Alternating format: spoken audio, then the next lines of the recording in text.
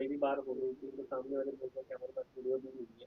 और देखा जाए तो सोशल मीडिया पे हर जगह पे वीडियो भी नजर आ रही थी, क्या कहें? रूपाली नीलेश चाकंकर के खिलाफ प्लान्ड वे में उनकी इमेज को टार्निश करने के लिए कुछ महिला इंडिविजुअल्स ने मीडिया हाउसेस से, कुछ इंस्टाग्राम इन्फ्लुएंसर्स से, यूट्यूबर्स से मिल करके, जानबूझ करके एआई से बनाए हुए videos, morphed videos, Ashok Kharat नाम के एक व्यक्ति जिसके खिलाफ 50 से ज्यादा महिलाओं के ऊपर यौन शोषण का आरोप लगा है, जहां रूपाली चाकंकर सिर्फ जाती थी इसलिए क्योंकि तमाम जो आध्यात्मिक लोग हैं वहां जाते थे। ऐसे में जानबूझ करके पॉलिटिकल मोटिव से ग्रसित होकर के कुछ ऐसे लोग जो इनके प्रति राजनीतिक दुर्भावना रखते थे, उन्होंने मिलाइज्ड, मैन्युफैक्चर्ड और डॉक्टर्ड वीडियोस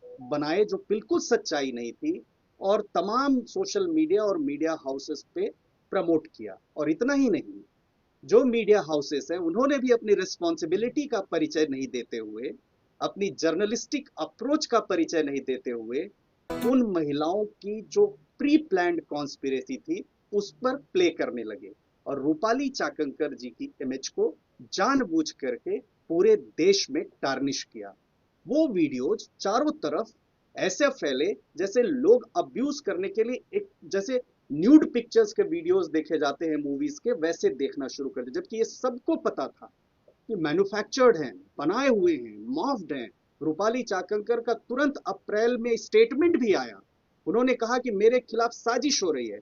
उसके बाद भी किसी भी मीडिया हाउस ने रूपाली चाकंकर जी का एक्सप्लेनेशन लेने की कोशिश नहीं की। लिहाजा माननीय अदालत के सामने उन्होंने उन लोगों के खिलाफ जिन्होंने जानबूझ करके रूपाली चाकंकर जी की इमेज को डिस्ट्रॉय किया था, डिफेमेशन का, इंजंक्शन का, परपेचुअल इंजंक्शन का मुकदमा फाइल किया, जिसमें मेटा प्लेटफॉर्म भी है, एक्स भी है, जिसमें इंस्टाग्राम जैसे सारे जो, फेसबुक भी है, लिंक्डइन है, और तमाम यूट्यूब से, और जॉन्डो भी हैं, ऐसे भी लोग जिन्होंने शेयर किया उनके खिलाफ भी न्यूज। माननीय अदालत ने 29 मई को सुनवाई करते हुए तमाम डिफेंडेंट्स, जिसमें 4 इंडिविजुअल्स हैं, 4 महिला इंडिविजुअल्स, 5 से लेकर 16 तक मीडिया हाउसेस हैं, न्यूज हाउसेस, न्यूज़पेपर हाउसेस हैं, और जॉन्डो और मेटा प्लेटफॉर्म, सबको नोटिस इशू किया 29 मई को, और सबसे जवाब मांगा। किसी भी पार्टी ने जवाब नहीं फाइल किया। आज अदालत में सुनवाई थी। माननीय अदालत ने हमारे आर्ग्यूमेंट को सुनते हुए प्रथम दृष्टया पाया कि हमारी जो रिक्वेस्ट है वो जेन्यून है और हमारी रिक्वेस्ट में सब्सटेंस है। जो यूआरएल्स और वीडियोस और ट्रांसक्रिप्ट्स हमने कोर्ट के सामने लगाया था कि इनको हटाया जाए और आगे इनको सर्कुलेट करने से रोका जाए, उस पर माननीय अदालत ने सारी पार्टी से जवाब मांगा है कि क्यों ना इन वीडियोस को सारे प्लेटफॉर्म से हटा दिया जाए। आज सुनवाई हुई, 23 जुलाई की अगली डेट लगी है, और 23 जुलाई को दोबारा इसमें बहस होगी। माननीय अदालत में सारी पार्टीज, प्राइवेट इंडिविजुअल्स भी लॉयर्स के थ्रू रिप्रेजेंट कर रहे थे, और सारे जो मीडिया हाउसेस हैं और मेटा प्लेटफॉर्म्स हैं वो सभी वहां रिप्रेजेंट कर रहे थे। एक ऐसा रिस्पॉन्स जहां पर महिला की डिग्निटी, महिला की मॉडेस्टी, महिला की इमेज पैरामाउंट होना चाहिए, वहां पर महिला की इमेज को जानबूझ करके डिस्ट्रॉय करना, ये अदालतों ने समय समय पर जो निर्देश दिए हैं, जो खास तौर से विमेन के मॉडेस्टी से रिलेटेड कानून बने, उस सब का वायलेशन है। इसीलिए हमने सबको पार्टी बनाते हुए उन सबके खिलाफ मानहानि का भी दावा किया है और उनसे डैमेजेस रिकवर करने की बात कही। सर, इसमें रूपाली मैम के एआई वीडियोस बनाए हुए थे, लेकिन उसमें जो पार्श्वभूमि है केस की, उस महिलाओं के भी वीडियो सोशल मीडिया पे डाले गए थे। इसका भी जिक्र होगा क्योंकि उनकी भी डिग्निटी थी। देखिए, हर किसी को कोर्ट आने का अपना सार्वभौमिक अधिकार है।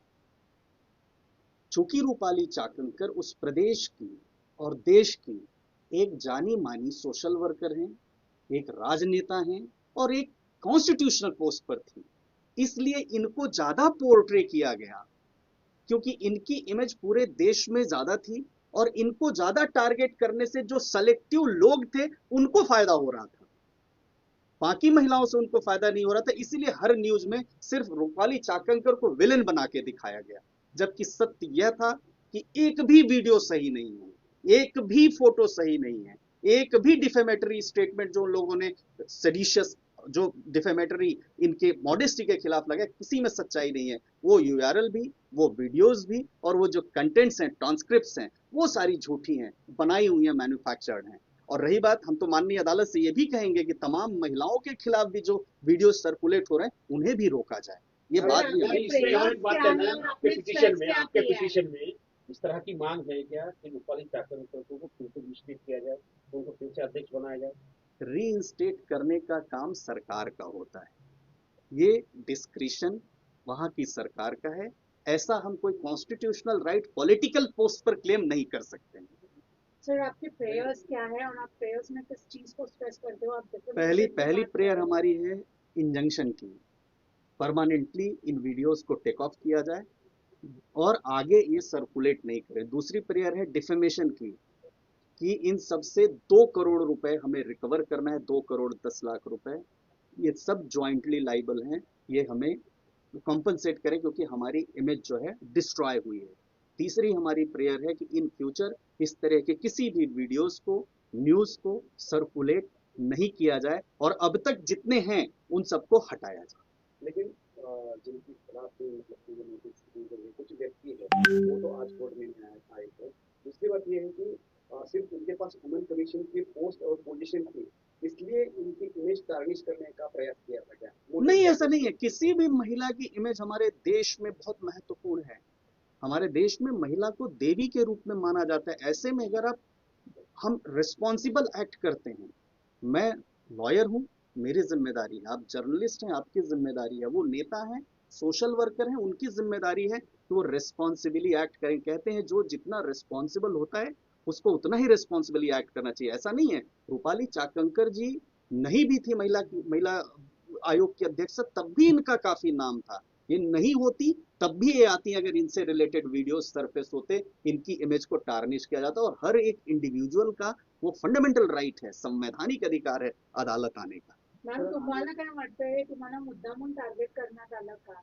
आणि तुम्ही एक स्टेट वुमेन कमिशनच्या चेअरवर बसलेलात, तुम्ही एका पॉलिटिकल वुमेन लीडर आहात, म्हणून तुम्हाला टार्गेट करण्यात आलं आणि म्हणून मुद्दामून जास्त व्हायरल झाला या कॉल होता? मला असं वाटतं वकिलांनी सविस्तर माहिती दिलेली आहे आणि आता ही संपूर्ण कायदेशीर प्रक्रिया सुरू आहे, त्याच्यामुळे यावरती जास्त भाष्य करणं उचित होणार नाही. कायद्याची लढाई आहे, कायद्याच्या चौकटीतून लढाई. पण ज्यांना तुम्ही नोटिसा दिल्या होत्या, आशा निर्भय असतील, संगीताप्रमाणे असतील, म्हणजे ते 4-5 महिलांची नाव, त्यांच्यापैकी आज कुणी कोर्टामध्ये उपस्थित नव्हते. तुम्ही स्टेटमेंट केलं तुम्ही मुद्दा असं म्हणाले होते की आता दिल्लीच्या कोर्टात भेटू, त्या काय आल्या नाही? हे सगळं आपण पाहत आहे. सभी लोगों को नोटिस सर्व हो चुका है, हमने एफिडेविट भी फाइल किया है, ईमेल से भी नोटिस गया है, बाई पोस्ट भी नोटिस गया है, कोर्ट से भी नोटिस गया है, कोरियर से भी नोटिस गया। नहीं, सबने कहा कि नोटिस मिला है, लेकिन एक बहाना है। अदालत की तरफ से जब नोटिस आता है तो जितना डॉक्यूमेंट हम फाइल करते हैं वो सब जो है उनके पास जाता है। ये नियम है, ये हाई कोर्ट के रूल्स में है। तो नेचुरली अगर कोर्ट में केस फाइल करने के बाद भी झूठे वीडियोस नहीं हटा रहे, इससे उनकी इंटेंशन साबित होती है।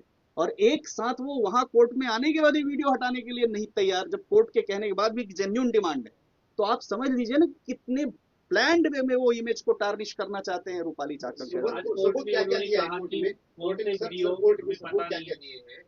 वीडियोस की यूआरएल्स दिए हैं या फिर किसी ने जो ट्वीट किया है उनके नाम से लेकर हर कुछ मतलब ट्रांसलेशन के साथ वो दिए हैं। वीडियो क्या सब सारे हमने newspapers, screenshots, URLs, links, x पर जितना शेयर हुआ उसकी स्क्रीनशॉट्स, जितनी स्टोरी चली, जो आर्टिकल्स चले अंग्रेजी में, हिंदी में, मराठी में, जिस किसी भी लैंग्वेज में है उसका ट्रांसलेशन और वो दोनों फाइल किया है। ट्रांसलेशन भी फाइल किया है जो हाईकोर्ट रूल्स के मुताबिक इंग्लिश में होना चाहिए, वो भी फाइल किया है, और जो ओरिजिनल कंटेंट है वो भी फाइल किया है। वीडियोस के लिंक्स भी फाइल किए, यूआरएल्स भी, एक्स हैंडल जो है जो उस पर चला है वो भी, इंस्टाग्राम जो फाइल किया वो भी, और जान दो कुछ मीडिया हाउसेस के अलावा इंडिविजुअल्स भी उन्होंने भी जो चलाया है उनके खिलाफ भी जॉन्डो में हमने प्रेयर मांगा है। और खास तौर से जैसे कि अगर ये वीडियो देखना है तो लिंक क्लिक करिए, लाइक करिए।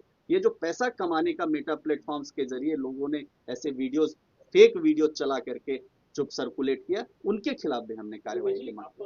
दिल्ली हाईकोर्ट में ये केस फाइल की है, केस महाराष्ट्र का है, लेकिन आपने दिल्ली हाईकोर्ट पूरे देश का केस है। इसका लिंक क्या है और क्यों आपने लिया है? सिविल प्रोसीजर कोड की धारा 19 में व्यवस्था है कि जहां भी डिफेंडेंट है वहां मुकदमा। एक्स का ऑफिस दिल्ली में है, बहुत सारे टीवी चैनल्स, इंडियन एक्सप्रेस का ऑफिस दिल्ली में है, टाइम्स नाउ नव भारत का ऑफिस दिल्ली में है, टीवी 9 का ऑफिस दिल्ली में है, न्यूज 9 का ऑफिस दिल्ली में है, रिपब्लिक मीडिया का ऑफिस दिल्ली में है।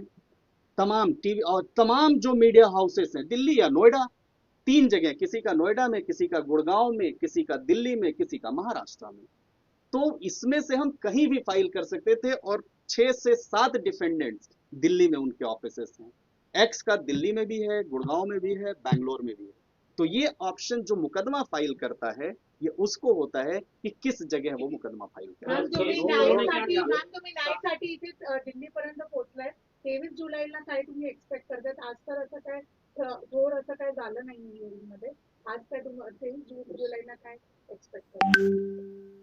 मी यापूर्वीही बऱ्याचदा सांगितलंय आणि आत्ताही सांगते. खराच्या केसमध्ये पहिल्या दिवसापासून जी भूमिका मी मांडत आहे तीच भूमिका ठामपणाने आजही मांडते. त्याच्यामुळे प्रत्येक क्षेत्रातले मान्यवर ज्या आध्यात्मिक भावनेने खरातकडे जात होते त्याच भावनेने माझं कुटुंब जात होतं. पण या पलीकडे जाऊन केवळ आणि केवळ राजकीय षडयंत्र रचत माझी आणि माझ्या कुटुंबियांची जी बदनामी केली, ती बदनामी करत असताना कोणतेही पुरावे सादर करण्यात आलेले नाही. त्याच्यामुळं हा न्यायालयीन लढा मी लढतीये आणि कायद्याच्या चौकटीतून मला न्याय मिळेल हा विश्वास. पण ताई याच्यामध्ये पक्ष कुठे आहे? पक्ष तुम्ही पक्षाचं काम करत होता, पक्ष या सगळ्या लढाईमध्ये तुमच्या सोबत आहे का? पक्षाचे एकही नेता आज तुमच्यासोबत पाहायला नाही आले, भूमिका मांडतानाही पाहायला मिळत नाही. मी 20 तारखेला पक्षाच्या पदाचा आणि 27 तारखेला आयोगाचे असे दोन्ही राजीनामे दिलेले. त्याच्यामुळे ही जी लढाई आहे ती माझ्या आणि माझ्या कुटुंबियांवरती केलेल्या आरोपांची. म्हणून महाराष्ट्रातली फार मोठी जनता माझ्या समवेत आहे हे आपण पाहत आहे. अनेक लोकांनी येऊन प्रत्यक्ष भेटून अनेकांनी यामध्ये मनोबल देण्यासाठी खूप प्रयत्न केलेला आहे. आणि पक्ष जेव्हा भूमिका मांडणार आहे, नाही मांडणार आहे, पण वैयक्तिकरित्या हे सगळे लोक माझ्या कुटुंबासमवेत आहेत. पक्षासाठी प्रयत्न करत होता, पक्षाने तुम्हाला एक पद दिलं होतं. या दरम्यान जेव्हा अशी वेळ येते एखाद्या महिन्यावरती, तर मग राजकीय नेत्यांवरती कोण विश्वास ठेवणार? मी तुम्हाला सांगितलं की या दोन्ही पदांचा मी राजीनामा दिला. त्याच्यामुळे पक्षाच्या पदावर मी नव्हतो. नाराज आहात पक्षावर? अजिबात नाही. कारण की लढाई ही त्या व्यक्तीची असते, ती लढाई आम्ही लढतो.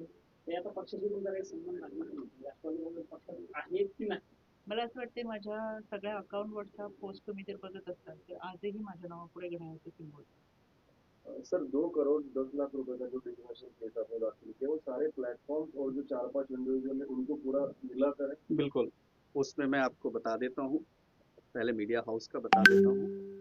जी मीडिया भी है, एबीपी नेटवर्क है, टीवी 9 नेटवर्क है, न्यूज़ तक है, टाइम्स नाउ नव भारत है, सकल मीडिया है, TV broadcast, TV today network, network 18 media, new Delhi television, associated broadcasting, Republic media, YouTube, Meta platform, x, LinkedIn, विस्तार न्यूज, नारी ऑफ नेशन, यूट्यूब प्लेटफॉर्म में बोले भारत, मध्य प्रदेश लाइव है, इंडियन एक्सप्रेस का, दैनिक भास्कर और जॉन्डो में अशोक कुमार, हनीश जाधव, विलास बाड़े, मीनाक्षी मात्रे, संग्राम माने, ओमकार सोनावने, प्रेरणा बालाकवड़े, शांतनु जाधव और उसके अलावा 4 वहाँ की प्रोमिनेंट महिलाएं हैं जिन्होंने पूरी कॉन्स्पिरेसी कथित तौर पर रची। उसमें डिफेंडर नंबर 1 डॉक्टर आशा अनंत मिर्गे हैं, मिसेस और मिस रूपाली पाटिल थोम्बरे हैं, सुषमा अंधेरे हैं और श्रीमती अंजलि तमानी। Thank you. थोड़ा बोला, थोड़ा इकडे आला का?